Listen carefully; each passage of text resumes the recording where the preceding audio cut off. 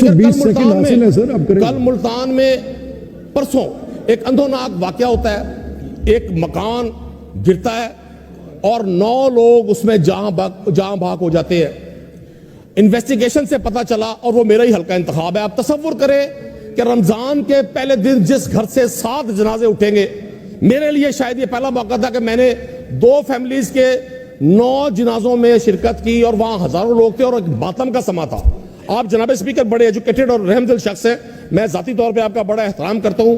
आपकी सियासी जमाती मजबूरियां होंगी, लेकिन मैं जरूर आपसे चाहूंगा कि आप इसको इसी ऐवान से इन्वेस्टिगेट करवाएं, एक पार्लिमानी कमेटी तश्कील दें कि 9 लोग शहीद होते हैं।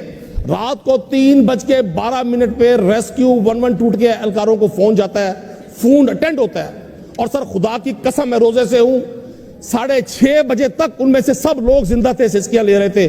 सुबह 7:12 पे रेस्क्यू टीमें वहां पहुंचती हैं। मेरे 0 आवर्स का बुनियादी मकसद आपको गुजारिश करना यह था, इस ऐवान को गुजारिश करना यह था। बहुत सारे नौजवान मिनिस्टर्स आए हैं, हुजूर जनरल मुशर्रफ का दौर नहीं रहा, जनरल ज़िया-उल-हक का दौर भी नहीं रहा, आपका दौर भी नहीं रहेगा।